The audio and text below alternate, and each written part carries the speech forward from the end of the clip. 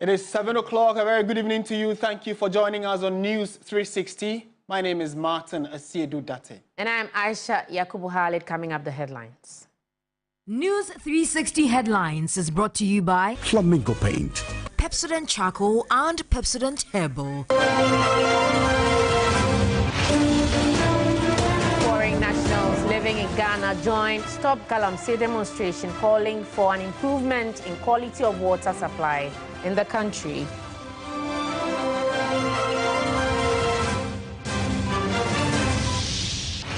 Also coming up, Ghana Water Company release describing improvement in supply and turbidity of water ruffles furthers. We have details and interrogation of this release for you.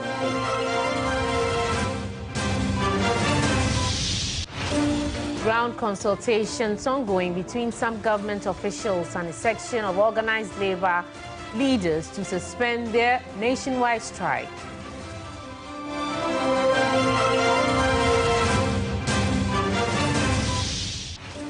Later in the bulletin, positive economic developments prompt the IMF to again revise Ghana's growth target upward following a successful third review and staff-level agreement.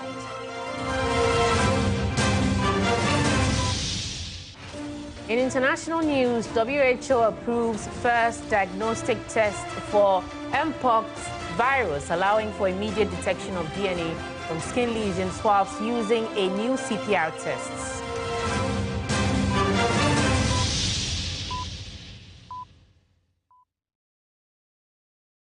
We're live on TV3 Ghana on Facebook, all across the world on 3news.com. We're also live on DSTV channel 279. Let's dive right into the big details we have for you tonight. Now, the Ghana Water Company says its supply of water in the central region has improved through the effort of the Central Regional Security Council in dealing with illegal mining. The company last month expressed concern about the impact of pollution which was affecting its work. Let's look at parts of the statement issued by the Ghana Water Company regarding how the water levels in the region has improved. Now, they go on to say that the Setreheman water treatment is currently recording an average turbidity of 9,000 NTU as compared to the previous average turbidity of 14,000 NTU through efforts of the Central Regional Security Council led by the Honorable Minister Justina Marigold Asan. As a result of this event, production at the plant has now increased from 1,900,000 so just a little about 1 million gallons per day to 2.7 million gallons per day. So that's the improvement that the Ghana Water Company is talking about. So on the back of that, some persons have raised concerns about actually the truth behind or how the Ghana Water Company arrived at that decision. So let's interrogate this particular issue in detail. Joining us on the phone line now is the Central Regional Chief Manager of the Ghana Water Company Limited, Seth Eric Atiapa.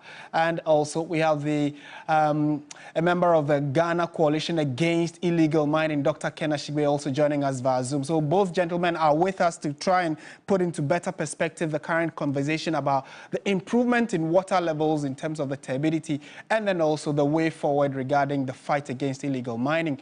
Gentlemen, good evening to you. Thank you for joining us. Good evening. Good evening, sir. Right, to start with, let me come to you, Seth, first. Are you able to tell us how you arrived at this result that the water level, the turbidity levels have dropped from 14,000 NTU to about 9,000 NTU? Okay, good evening, and thank you for having me. Good evening to all the cherished listeners. I think about a month ago, we came out with a cry for help. We realized that turbidity levels are going too high up the roof and making treatment of water very difficult for us. There was a lot of discussions on this issue everywhere. I believe that these discussions went far enough and people have become conscious and sensitive. We, as a company ourselves, we call for the assistance from chiefs, elders, opinion leaders. We made announcements that anybody who sees anybody on the river body should inform us for a reward. And of course, finally, we ran to the regional minister.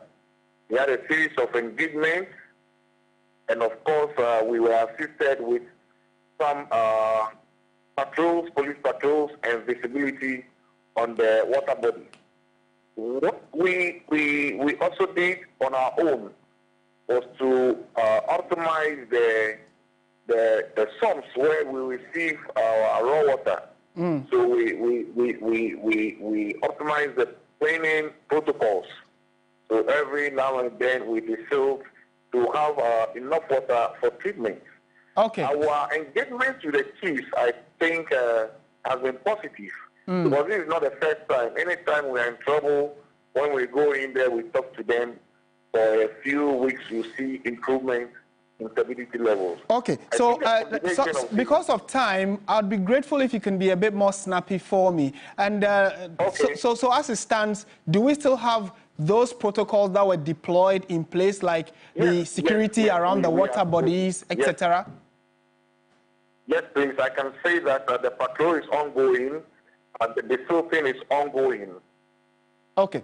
So hold on for me. Let me bring in Dr. Ken Ashigbe, who is the Ghana Coalition. And I like the fact that it's been changed from Media Coalition against Galamsey. Now it's the Ghana Coalition against Galamsey. He's the convener. Doc, good evening. Thank you for your time once again. Clearly, it looks as though the impact of the campaign and the demonstrations and the clarion call seem to be getting some results especially in the central region. Would you agree to that? Well, thank you very much. And so the Ghana Coalition is just a coalition of coalitions. So the Media Coalition is still within the Ghana Coalition, and there are 9 other blocks as well. Right. Well, it is good that we're getting some movement, but it's important to note that the treatment plant in Stretcher-Hemine, for example, the maximum turbidity levels by the manufacturers is about 500 NTUs.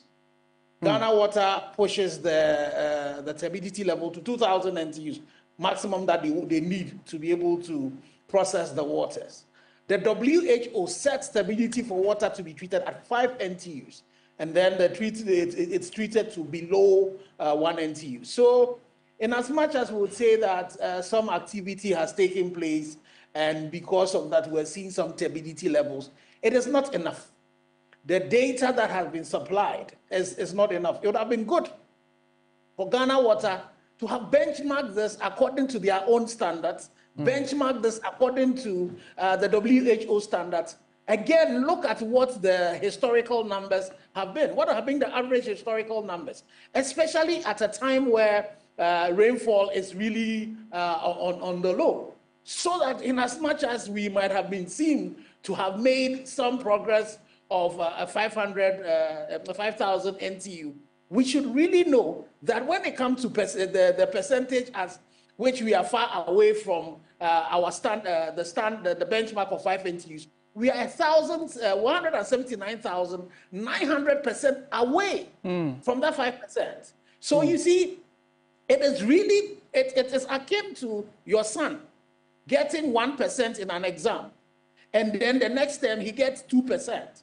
You would easily calculate it and say that is 100% improvement. But that is still failure. So we are really way above the target that have been set for Ghana Water.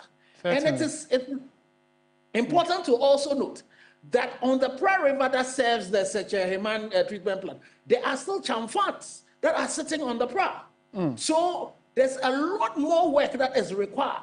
And for me, from a communication standpoint, you look at this and you're wondering what information is it that we really are wanting to communicate? Right. That the water is improving, that you are still at 9,000 NTUs, and you want to be celebrating that. Unfortunately, I don't think that is good enough. Okay. So, Doc, kindly hold on for me. Let me bring in Seth and then probably wrap up with him. Seth, so clearly, from where you stand, some improvement has been made from 14,000 NTU to at least 9,000, and hopefully as we make progress with more campaigns, it could drop further.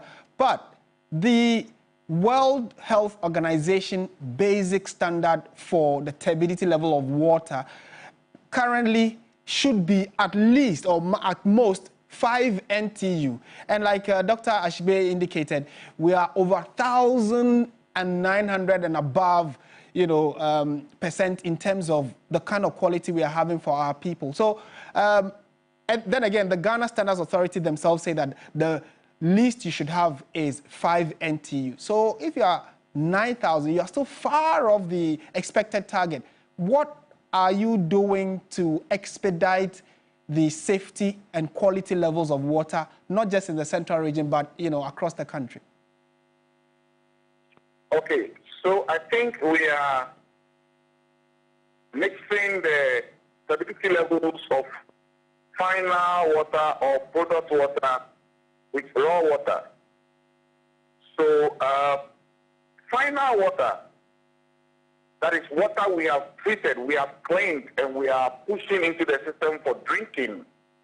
You have turbidity levels of below 5 NTU. But treatment plants are designed based on the turbidity levels of the water they will abstract. Now with conventional alum, the Seterimine water treatment plant was designed to handle turbidity levels of about 2,000. Yes. So even, yes, I agree, from 2,000 to 9,000 is far.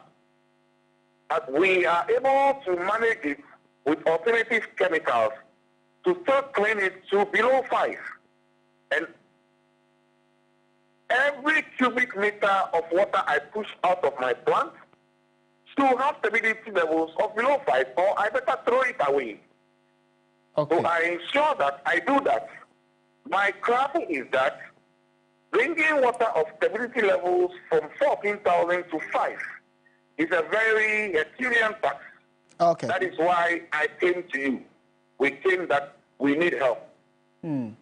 So for us, we are not celebrating 9,000, but we are informing all of you that came to our aid that we are winning, or we are on the right track. Okay. We have, within a month, we have moved from 14,000 to 9,000.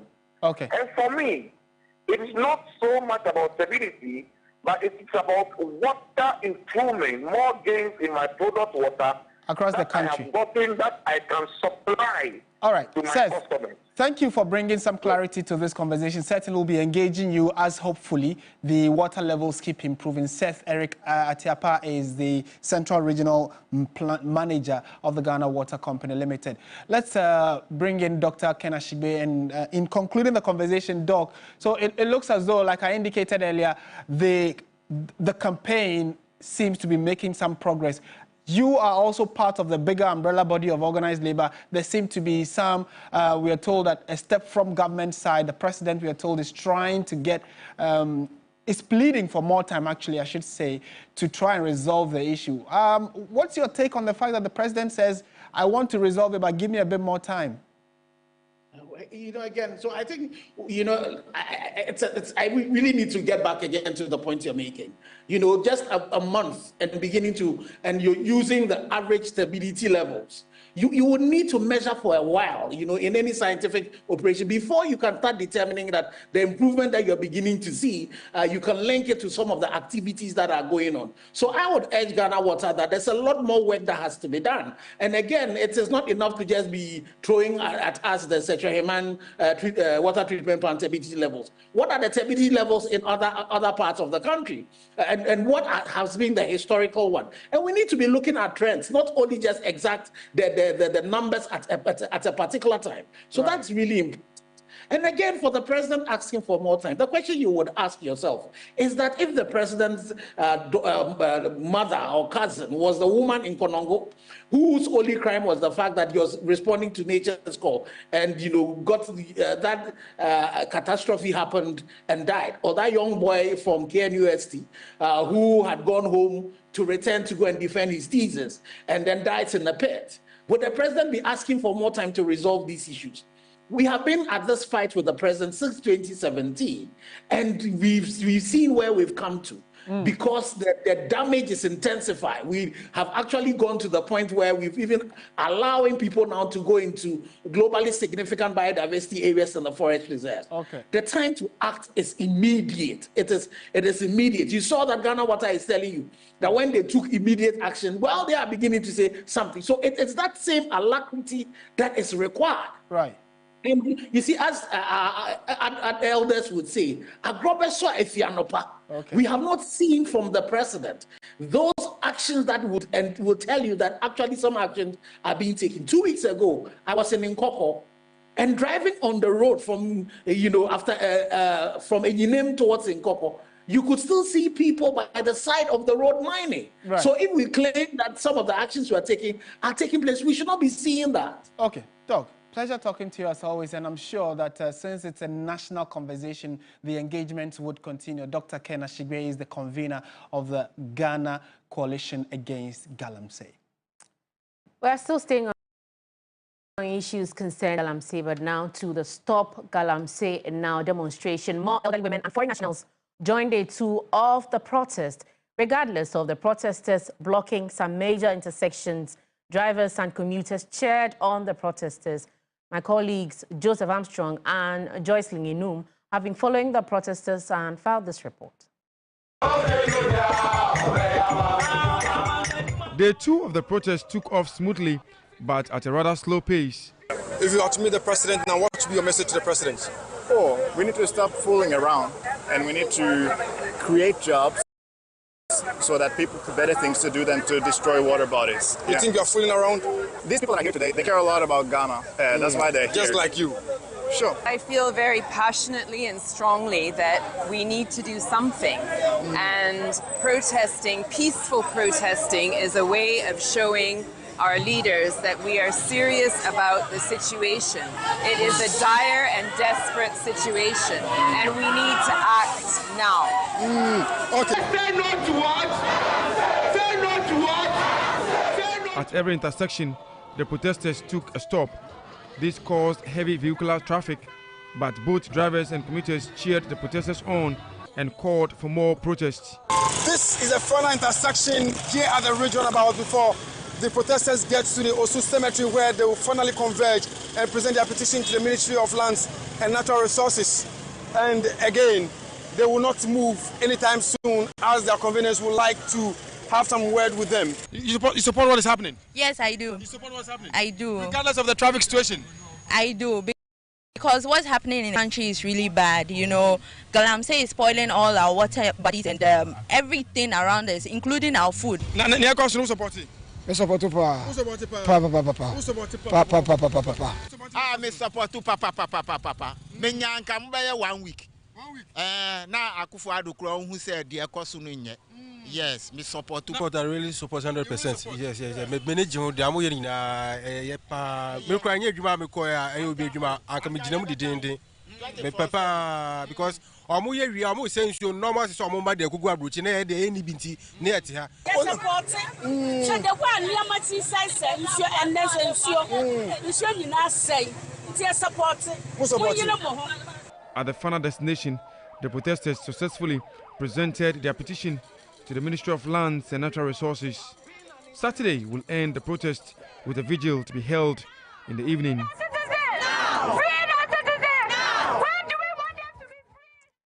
Also, background consultations are ongoing between some government officials and a section of organized labor leaders to suspend their nationwide strike.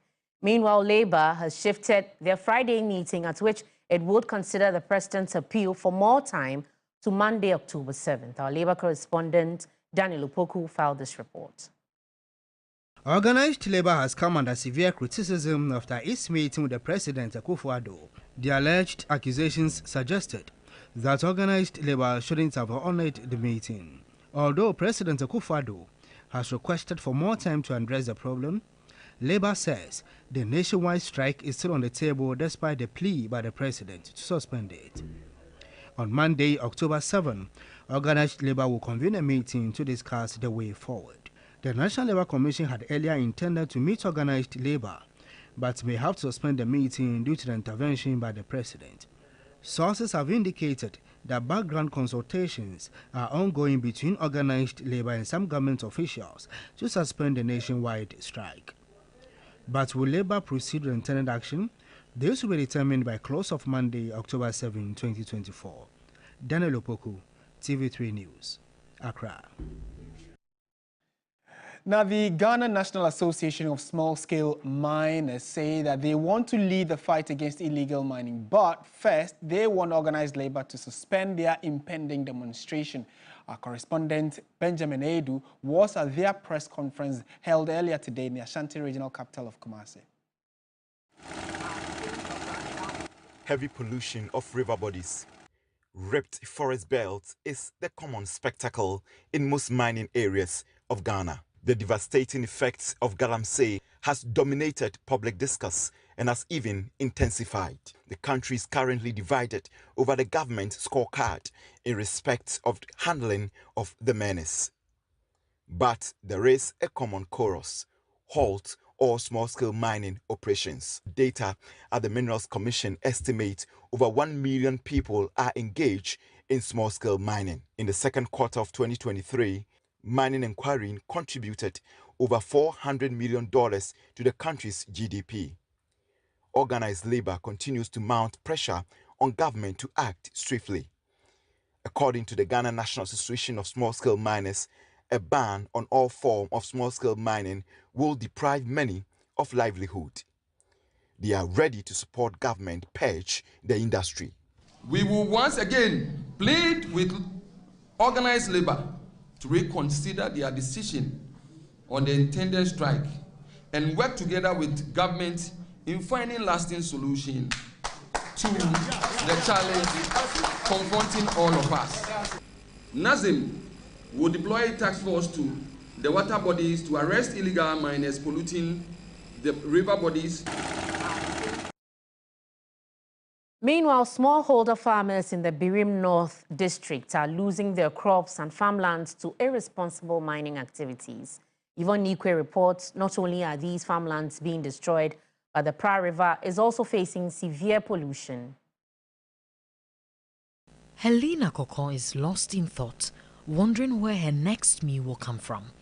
Few weeks ago, her 40-year oil palm and cocoa farms in Shapiase No. 2 were destroyed for mining activities. Her tears reflect the struggle to find daily bread for her 4 dependents. My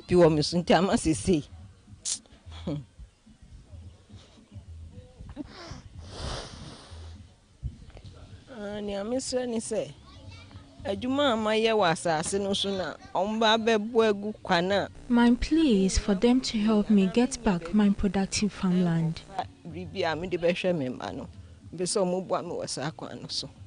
In the Achim Abudum community, arable lands have been auctioned to miners under questionable circumstances. Their staple oil palm plantation production is gradually decreasing. Now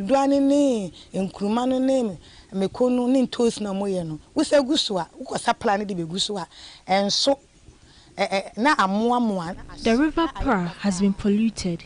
It destroys our crops when we use it for vegetation.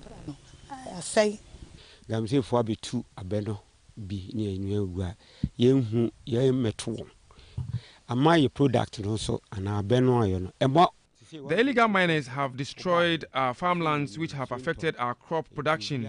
Portions of the Pra River have been diverted and polluted, rendering it unusable for residents. Streams at the estuary point of the Pra River in Achimobudum is worsening daily.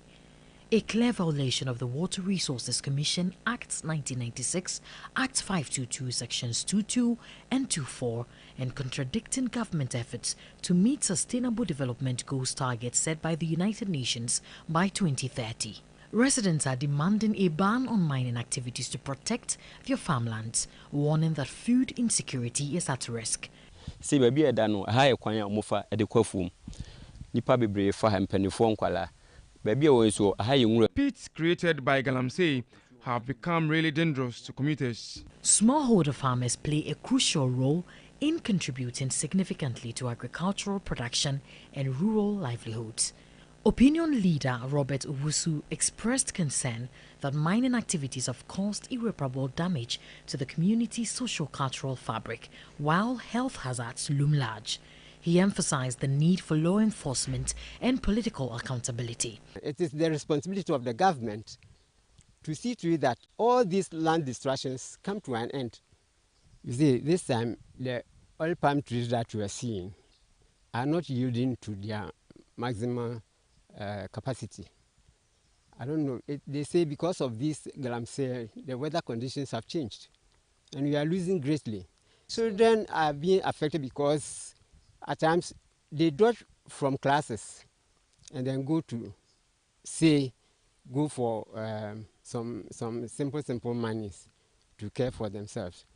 This has added up to teenage pregnancy and delinquency. Some people have started smoking Indian hemp. Many farmers continue to feel helpless as their lands continue to be destroyed, while local chiefs appear indifferent, often complicit in land agreements for mining activities.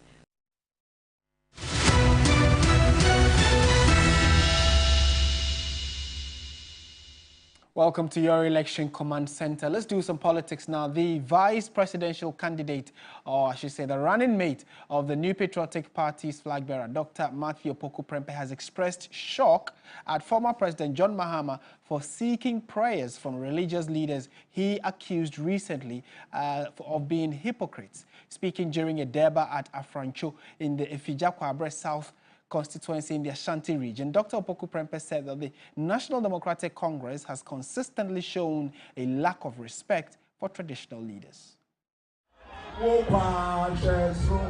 Dr. Matthew Opoku-Prempeh electrified a grand deba of chiefs and the people in Efija, Kwabre South as he rallied support for the New Patriotic Party ahead of the December polls. The enthusiastic crowd, comprising traditional leaders, religious dignitaries and constituents, welcomed Napo. Dr. Opoku-Prempeh assured the MPP recognizes the invaluable role of traditional leaders and the clergy in shaping the nation's future.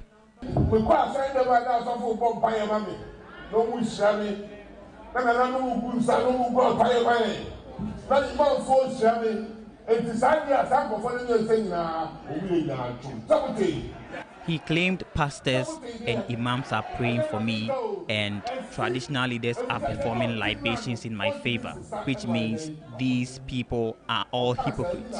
But few days after this, we all saw him bow down for pastors to pray for him. And few days after that, we saw him in the king's palace. A person who does not respect you and your customs will always take you for granted. As part of his campaign, he hit the principal streets and markets of Afrancho, as well as Wamang in the Efija-Kwabre North, in what he described as meet and greet. Addressing the gathering, Dr. Prempeh underscored the vital role of traditional and religious leaders in nation building. Not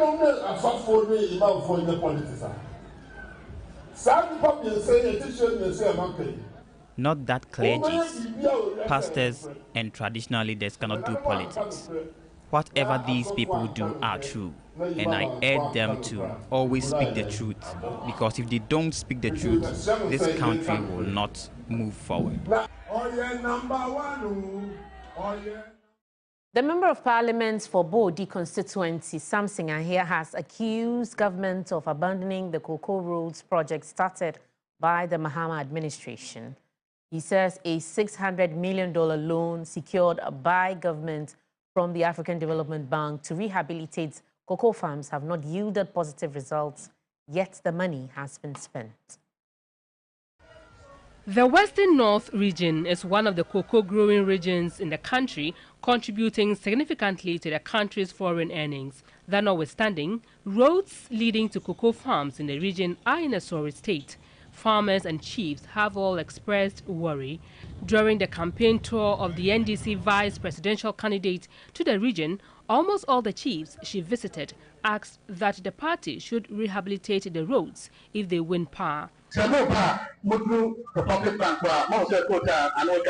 Our roads have not been tarred, not even as a district capital.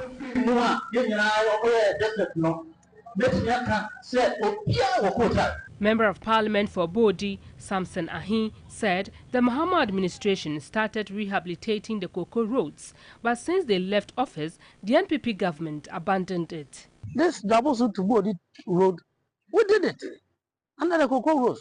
Dabosu Town Road was done under cocoa roads. We started tarring from a quantum up to your points after Hibenso.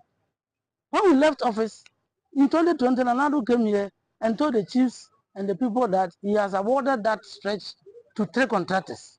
As we speak, it was only last week that I saw one caterpillar on the road, just to deceive the people again. When they came, they said they were doing investigation, and it cost us $10 million to do this investigation.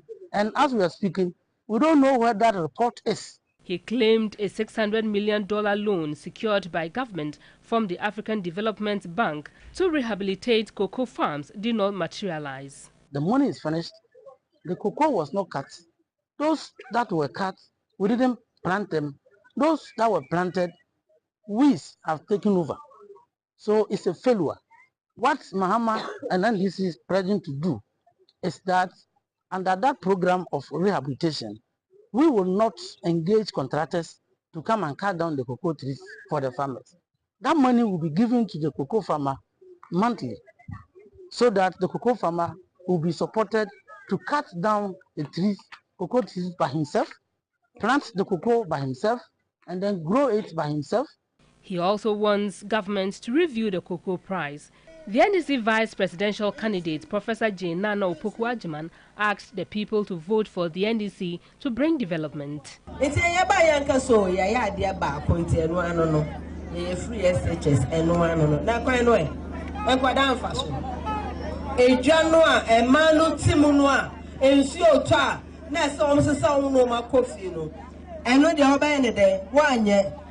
if just when your party a friend of National Democratic Congress, it's only the NDC that constructs markets, builds schools, hospitals, roads, etc. when in power. So please vote for us. Still in politics, the flag bearer of the National Democratic Congress, John Mahama, is promising teachers that his next administration will activate a deliberate policy to motivate them for an improved educational sector. Concluding his Northeast regional tour in the Yonyo constituency, John Mahama says teachers will receive a 10-year advanced retirement package. To motivate the teachers so that they can teach the children better. We're going to have a hire purchase scheme for vehicles. So teachers who want to buy a vehicle will assist government, will give them a guarantee, they'll be giving financing, they'll buy a car of their choice and will deduct it from their salary little by little by little until they finish paying.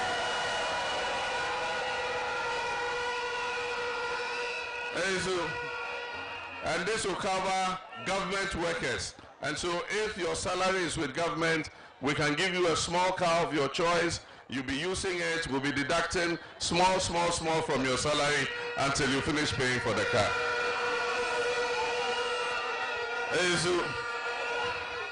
We're going to implement a housing scheme.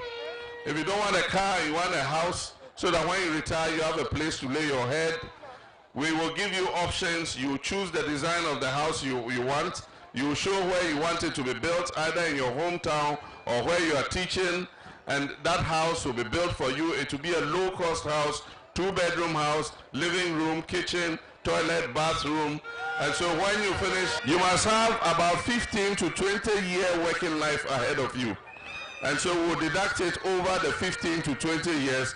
By the time you come on retirement, You're not going to go to your grandfather's house and go and be quarreling with them over your grandfather's room. You have your own small room, your own house to go and retire into. Stay with us here on News 360 for some business news. Coming up next.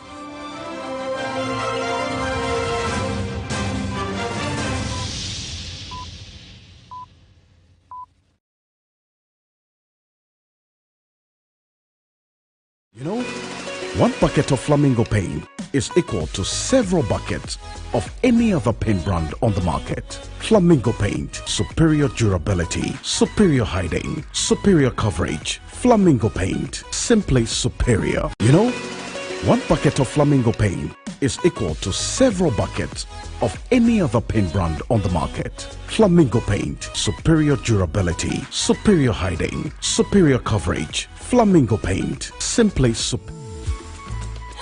I love President Charcoal.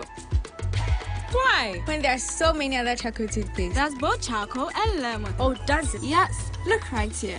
Yes. Pepsodent Charcoal has 2 of nature's powerful whitening ingredients. With the power of activated charcoal and lemon essence, it removes stains and whitens teeth naturally. Convinced? Well, I am. Just look at your beautiful Pepsodent smiles. For naturally whiter teeth, Pepsodent Charcoal.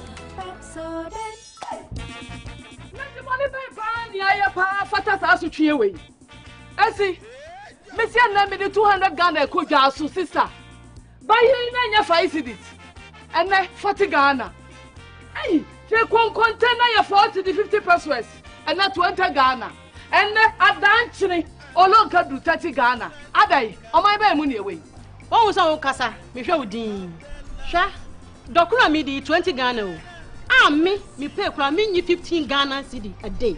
Omo be na woman ya koya na ate yesan bai hwe enye duane bo nko an ne kosoro John Dramani Mahama time Smith 1 bag ne ye 24 Ghana cedis me nko to Smith 1 bag a ye se eye 108 cedis iron ross ye beton sen it is say wo si dan a sen e na wo be say John Dramani Mahama ba ma giye a ye be wo ya nya bibia fa ho okom be kuyen yo okom ne de enkuyen ye be fa ye ho adwen pa na MPP aban wadi ehwammo ankasa me de minim wo haw na me de mehwe masetirem na mato ababa ene sa na chi ye de a eye akufu ade ne ni ba wo mi a nyame ya dom ne se December 7 dura ye be tuo masese de YouTube ye be tu ankasa hwe wasetirem moto abapa e de sakraya papa beba wa brabo mu to abama John Mahama ne NDC.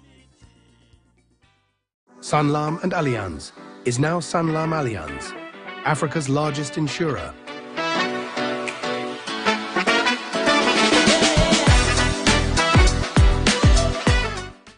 Whenever you fly to space or take your first step as baby, SoftCare always stays with you. New SoftCare Space Series is rooted from space technology. Keeps you dry and comfortable for 12 hours long. Offers you the most effective protection during your space journey. SoftCare. Protect your leap.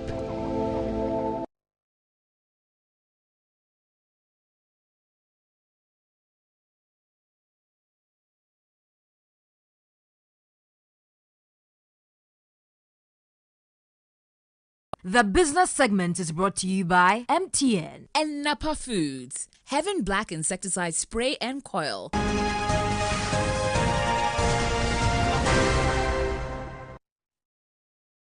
Good evening. It's time now for some business on News 360 with me, Menu Afol. Now, for the second time this year, Ghana's growth target is up for revision. The International Monetary Fund says it will review Ghana's growth targets upwards to reflect positive developments in the Ghanaian economy. This follows a successful staff-level agreement reached between government and the IMF on the third review of Ghana's extended credit facility. The following report has details. Ghana's growth target, which was revised upwards to 3.1% during the mid-year budget review, is up for another upward revision. According to IMF Mission Chief Stefan Rode, this development stems from the significant growth of the economy. Economic growth in the first half of 2024 has been much higher than anticipated, And indeed, we will revise our growth projections for this year, once again, I should say. Inflation has continued to decline. Fiscal adjustment is on track to meet the end-year fiscal targets. The external position has continued to improve, with rapid accumulation of international reserves by the Bank of Ghana. And indeed, the Bank of Ghana has been outperforming the program objectives on that front. Ghana is poised to receive another tranche of $360 million from the IMF upon completion of the Executive Board review, as a staff-level agreement has been reached. For his part, Finance Minister Dr. Mohamed Amin Adam assured government's commitment to avoid fiscal slippages even as elections approach. Let me assure you that the government is fully committed to fiscal discipline, ensuring that our policies remain focused on sustainability and economic stability, regardless of the electoral cycle. Meanwhile, Bank of Ghana has revealed that inflation is likely to end 2024 at around 18%, above the target of 15% plus or minus 2. The MPCs or the Bank of Ghana is now saying that we are not likely to hit the 17, but may go up a little bit because of the uptick we saw in September. Away from that, a senior lecturer at the University of Professional Studies, Accra, Dr. Eric Wachi-Yadom, is optimistic about the city's stability for the rest of the year. He credits this positive outlook to the impressive 98% acceptance rate of the government's Eurobond restructuring, which he believes signals renewed confidence in Ghana's economy. The Minister of Finance, Dr. Mohamed Amin Adam, recently announced that the government exceeded its target of 68% participation in the Eurobond exchange program, achieving an impressive 98% participation.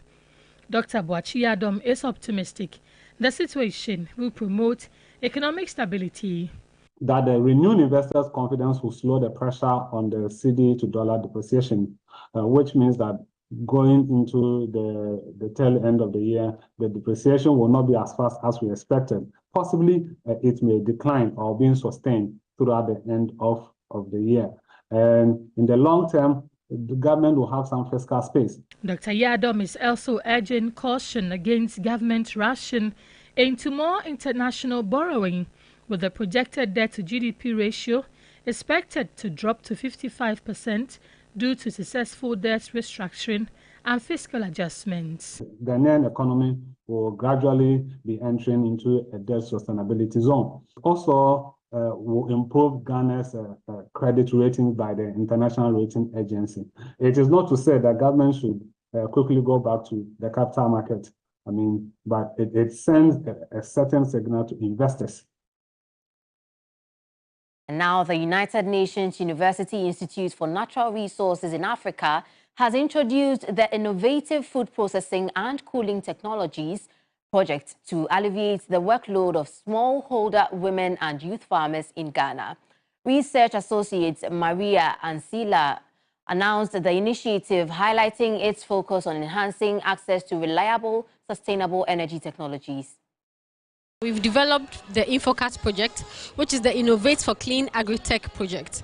Basically, what this seeks to do is to reduce drudgery when it comes to the agricultural sector, specifically targeted at women and youth. We noticed that a lot of the activities in the agricultural sector are strenuous, and they are also heavily dependent on fossil fuels. So this project seeks to transform the existing technologies that rely on fossil fuels to cleaner forms of energy use. This is how we hope to encourage a post-carbon world or a net zero world through innovation.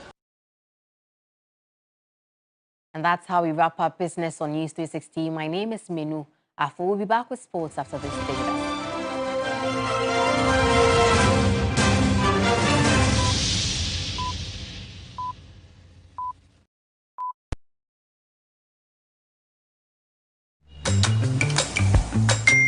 Yo, guys, can you believe Momo is 15 years in Ghana? Really? Yes, it's been 15 years of Fatumi Fon Somame. Wow. 15 years of Shami Momo.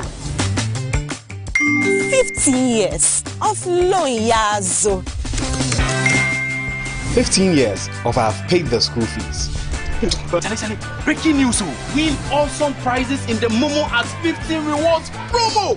God! Just download the new My Momo app. Transfer and make payments, and you could be one of the 15 people to win 15,000 cedis each, and one of the 150 people to win 1,500 cedis each. Hurry, Ghana! Download the new My Momo app and start getting rewarded today. Yo, you download them. Download. I stop being safe. It is the Momo at 50 celebrations with MTN Momo. Pay faster, pay safer, pay easier, and just Momo it. Playing for your country, easy. Scoring, easy. Avoiding injuries, easy. Winning, easy, Charlie. But you know what be easy now? Kibo 4-in-1 Gary mix. Easy. It gets everything inside. Gary, creamer, sugar, roasted granules. Just add water, then sharp my soakings make ready. Taste and energy, made easy. As I be street footballer, Gary at the top. Now we attend Starboy. Still Gary at the top. I travel go abroad. Kibo Gary at the top. Kibo Gary. He did bio. I'm a match winner, but the real champion is Kibo 4-in-1 Gary mix. Champion taste. This advert is FDA approved. How can we solve the unemployment crisis in Ghana? Yes, Massa. By using formula 133. Can you expatiate? Say, this simply means 1 job, 3 shifts, 3 people. That is the Mahama 24-hour economy policy. Under this policy, businesses will be given tax incentives, cheaper electricity, financial support, and security support services to encourage them to work 24/7 by adopting 3 work shifts of 8 hours each. This will triple job opportunities in the country. This policy will boost production, increase productivity, and generate well-paying jobs in all participating businesses and public organizations. Excellent.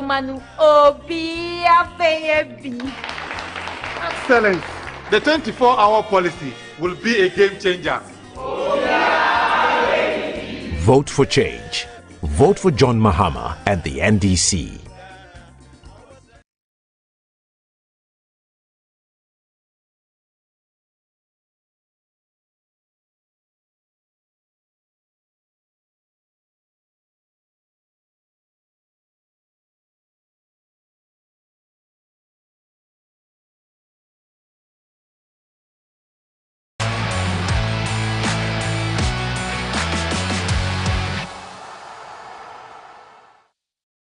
Hello, good evening and welcome to the sports segment here on News 360 with me, Oreku Ampofo. Black Stars head coach Otuado, in a press conference at the Ghana Football Association Secretariat, named a 25-man squad for the doubleheader against Sudan in the 2025 Africa Cup of Nations qualifiers later this month. My colleague Bilishan has more in the DM in this following report. Out of the 25 members that Otuado called for the 2025 AFCON qualifiers, there were 3 returnees, Gideon Mensah, Alexander Jiku, and Enes Nyama, who all missed out of the previous line of call-ups, have all returned to the squad. This time we have 2 local players also in the squad. Frederick Asari of Asante Kotoko keeps his place in the team, and there's also Isaac Afo of FC Samatex, who has now joined in the squad. But for Otuado, he's under immense pressure. Since joining the team in March, his team has conceded 10 goals in the Black Stars setup. And, of course, in the last 2 AFCON 2025 qualifiers games, he managed to claim just 1 point. And in his briefing with the media, he did explain that he's talked to a few players and he hopes for a change.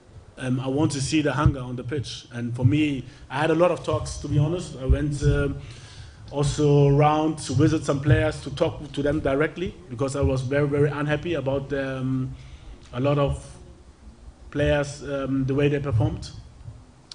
So we had very, very good talks. Now, Otuado's next task will be against Sudan and against an opponent who knows Ghana very well. James Kwesi Appiah, who was once the captain of the Black Stars, also managed as an assistant and a substantive head coach through the 2014 World Cup in Brazil. Otuado, when asked about Kwesi Appiah, showed some respect for the manager. I have big respect for Kwesi Appiah for what he has achieved as a player, but also as a coach for Ghana. I'm looking forward to this game, but to be honest, for me, it doesn't matter who's on the other side. The dates for the doubleheader against Sudan have changed. The first leg, which will take place in Accra, will be played on Thursday, 10th of October, whilst the second leg will be played on the 15th of October in Libya. Members of the Black Stars team are expected to start arriving on Sunday and begin camp officially on Monday as they prepare to beat Sudan potentially gain a place in Morocco 2025. Billy Shen for 3 Sports from the GFA headquarters, Accra.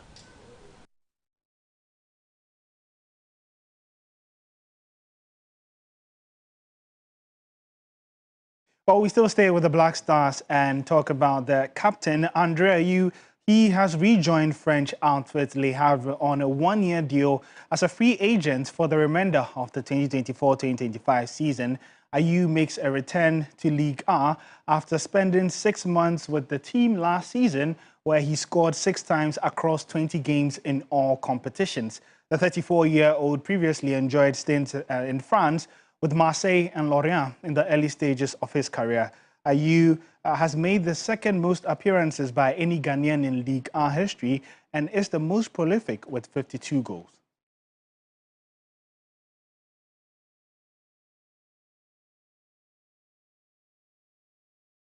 Still on the Black Stars, and Ghana defender Alidu Seidu, in a yet-to-be-aired exclusive interview, has revealed it is an honor to don the shirt of the Black Stars. The Wren defender made his debut for the national team in 2022 and has gone on to make 17 appearances.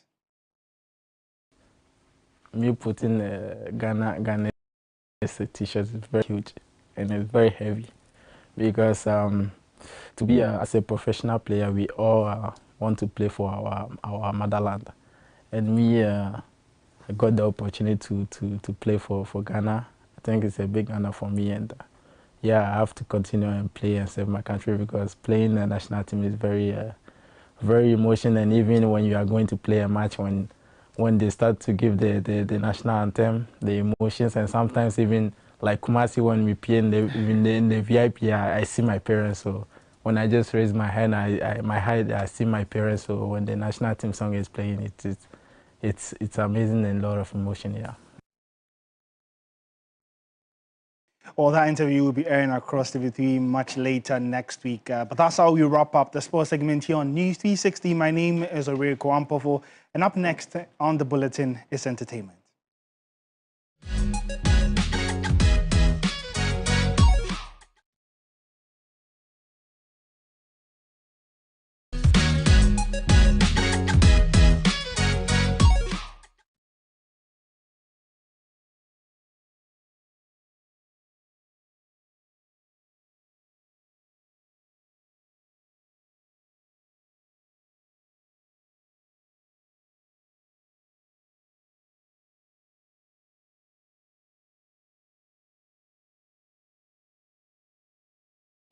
Well, thank you for staying with us on News 360. It's time for entertainment, and we have the beautiful Titiaka from the Savannah region bringing us the news. How are you doing? I'm doing great. And our preparations for Sunday? Well, we are doing our all, not just our best. We are bringing our A game. So get ready to get your mind blown. Right. On Sunday. Okay. We look forward to it. All right. So I'm sure that entertainment story is ready. So do take it away. Okay, please. Good evening. My name is Titiaka, and I'm representing the Savannah region in this year's Ghana's Most Beautiful. Now, it's time for the entertainment news. Queen Salome made the Volta region proud in 2023 when she delivered a stellar performance to capture the GMB crown. But can McCaffrey, the native of Agbozome, repeat the history of this year's finale? The 25-year-old says he will rise above competition to retain the crown. Yeah, near Diamond, it's young concern. Woman, Born Emanuela Bessa Simons, the native of Sunyani in the Bono region, is smart, assertive, and fun-loving. The poster girl for determination has so far been remarkable, marketing her region's amazing tourism attraction and the beautiful culture of the people. Festivals like the Coffee Festival and the Mekobono Festival. At these celebrations, you get to witness our beautiful Kete. Our fun from. And oh, let me show you Asichi. I always say that if you have a talent, if you are able to do something and then you don't get the platform, then that talent becomes useless. And so GMB gave me that opportunity to come and then showcase what I can do to the world, showcase my abilities to the world, and that is something that nothing can take away from me right now. Reaching the grand finale of the competition is certainly a great feat, and Ira is all braced up to pull a sweet surprise. I just feel favored. I think I have so much favor and so much grace. Some things just happens to you and then you feel like, what is happening? Because it has been very, very tough. As I said, the girls came ready, came prepared. So I feel it is all grace and favor straight up. After 17 years of Ghana's Most Beautiful, the Bono region is yet to win the enviable crown, hoping to leave a legacy as the first lady to win the prestigious crown for the region. If I think of that, I think of winning. I think of putting up my best. I think of just doing this for my people, because the love and support is so much. And so the cash, the prize is the ultimate prize, and that is why we are here. Ira is winning this year, hands down.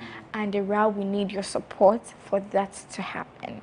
Without your support, Ira cannot get there. The fashion designer hopes to use the exposure that comes with winning GMB to wage a campaign towards the protection of the rights of children, more importantly, the girl child. So the issue of child marriages has been persistent in some rural areas in my region. I believe these traditions cast the dreams of these young, beautiful girls. If given the chance, these people can pursue better careers and better options for themselves.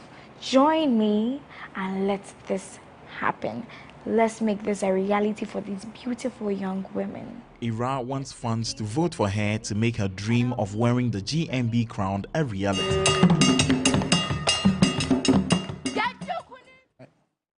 After 17 years of Ghana's Most Beautiful, the Bono region is yet to win the enviable crown. This year's representative, Ira, goes to the grand finale, hoping to win the prestigious crown for the first time, to leave a legacy as well in her region. That is all for entertainment news tonight. Once again, my name is Titiaka, and I'm representing the Savannah region in this year's Ghana's Most Beautiful. Please don't forget to dial *713*13# or download the MG Reality app on Google Play Store or Apple App Store to vote massively for Titiaka. Kajakpanana, Minka Kialaram, back to Makashirtu, Nantaka Fiaba Ghana's Most Beautiful Bukonkona, and the Savannah region. Let's make history together by getting Savannah region its first ever Ghana's Most Beautiful crown. Thank you, Asankushun. Have a lovely weekend. Thank you. Beam to that. Beam nation. Yeah. That's a great way to wrap it up. Thank you very much, Titiaka. All the best in the finale. Let's now do some international news. The World Health Organization, WHO, has taken a major step forward in the fight against Mpox, previously known as monkeypox. The WHO has approved a first diagnostic test for the virus, allowing for immediate detection of Mpox DNA from skin lesion swabs using a new PCR test.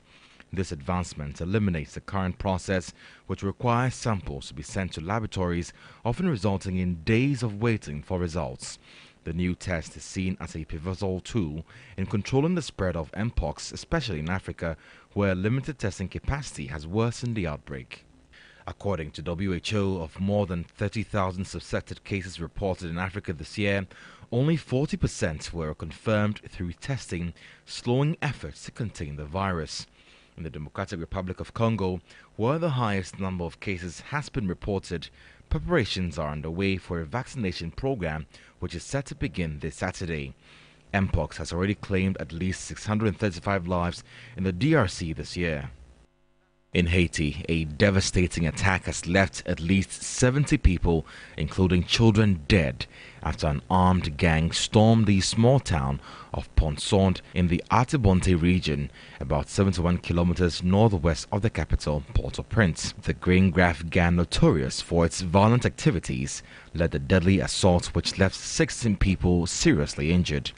Video footage shows residents fleeing the scene on motorbikes and on foot as chaos unfolded. The UN has described the attack as a massacre, with reports indicating that a gang set fire to at least 45 homes and 34 vehicles during their rampage. And that's it for the bulletin. Thank you so much for watching. I am Martin Asiedu-Date. And I am Aisha Yakubu Khalid. Up next is Just Us Tonight with Nashoko. Enjoy.